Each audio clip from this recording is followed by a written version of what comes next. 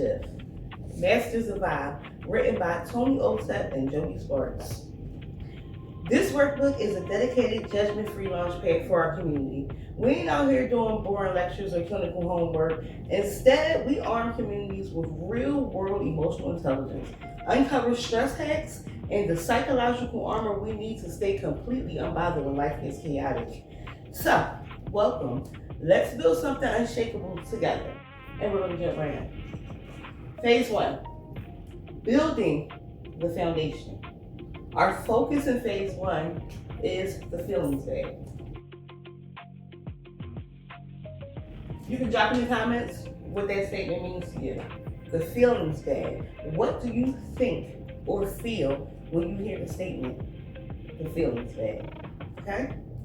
So, we're about to get into our emotions and our feelings bag. Most people use the words emotion and feeling as if they mean the same thing. They don't. Understanding the difference can completely change how you understand yourself, your relationships, and your decisions. Part 1, emotion and feelings. Let's jump into emotions. An emotion is your body's automatic response to something happening inside or outside of you. It happens before conscious thought, right? When your nervous system detects a threat, opportunity, memory, or important event, it immediately creates physical and chemical changes through your body. So everything starts to change, physical and chemical change, right? Your heart rate may increase. Dum, dum, dum, dum, dum, dum, dum. Adrenaline may surge. Muscles may tense. All right, and your breathing may change. If you've ever been in this mode, then it kind of means you up there. You ready to fight this? You like, right? You don't choose them. Don't ever feel bad when you get into that space because you don't choose that feeling or that sensation. It's something that happens when the chemistry in your body changes because of the emotion that you're feeling. So that leads us right into feelings. A feeling is your conscious awareness and interpretation of the emotional reaction.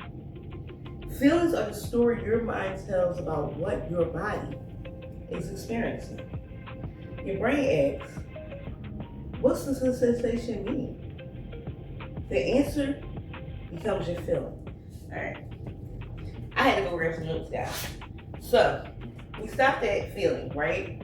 What does the sensation mean your brain is asking when you're feeling something? So, the answer becomes your feeling. So, I have example, right? It's like when a friend jumps out and playfully scares you. Rah!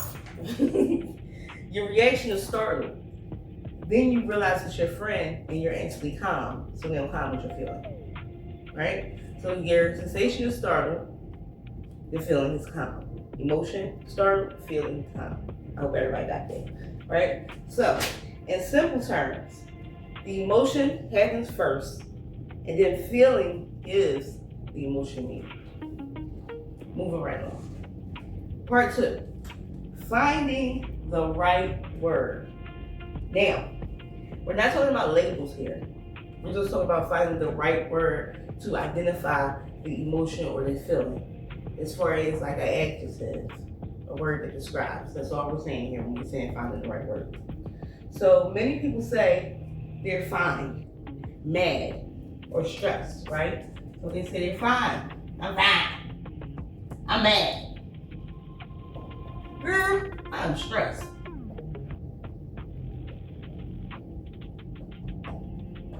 Right? Those words really describe what they're actually feeling, experiencing, more like. The more accurately you can name a feeling, the easier it becomes to understand and manage. So remember, we're learning together out of this book, Masters of Vibe. So instead of going with happy first, we're going to start with anger. So we can end this on a high note. One in the high. So we're going to start with anger. Anger is a feeling. Anger is also an emotion. So what comes up for you when you hear the word anger? Throw it down in the comments. I'm gonna give you some words and then you can give me some words. Frustrated, exasperated, indignant, irate, infuriated, and hostile. Those are the words that we chose for this book. But I know that there are more. Okay? So everybody's felt these before. If you're a human experiencing the human condition, you've been angry. Our next one is surprise and confusion. Surprise is a little happier than confusion, but they both kind of go together because in order to be surprised, you have to be confused first. So, surprise and confusion. Surprised, astonished, stunned, bewildered, perplexed, baffled, and oh my God, flabbergasted. And I'm pretty sure a couple times in my life I've been freaking bamboozled. Okay? So, we're going to move back on and keep going about our feelings. Sadness. What comes up for you when you experience sadness? When you hear the word sadness? Put those words in the comments. Sadness comes up for me, the word sad. Disappointed. Just melancholy. Somber. Devastated. And one of my favorites, just heartbroken. Moving right along to anxiety and fear. Nervous, uneasy, apprehensive, tense, jittery, panicky, petrified. What comes up for you when you hear the words anxiety and fear?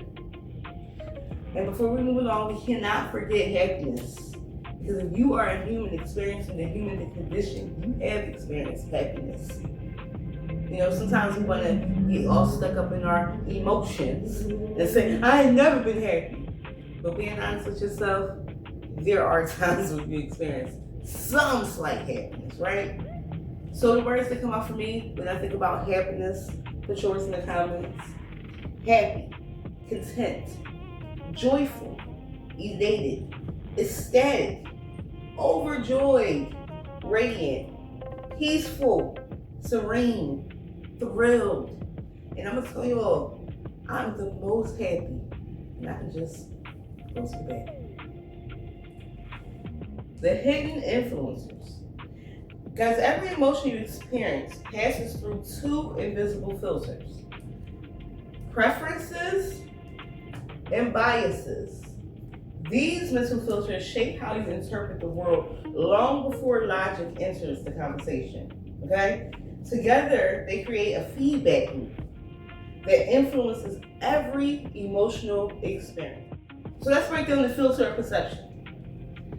Preferences naturally pull you towards certain people, ideas, environments, and experiences. This is how come everybody's not attracted to the same thing, because we have our preferences. I prefer turkey over bologna. I don't like bologna. I want turkey. So therefore, I prefer turkey when others prefer bologna. I'm not upset about you bologna eating people. Okay? So, saying all that, you say that two people can witness the exact same event and leave with completely different feelings because each person's internal filters are different, right? So that's like saying that we have an Eagles fan and a Cowboys fan that go into the same game in the same city, experiencing the same game again together, but because the Eagles fan thinks the players suck, and the Cowboy fan thinks the Eagles players suck, we're having two different interpretations of the game, but we're still sharing the same space. So that's how our biases can be conducted in the same space, but having two different experiences. So we're going to be moving right along to phase, I believe it is phase, the book says, moving on to the comfort of being right. Oh my God.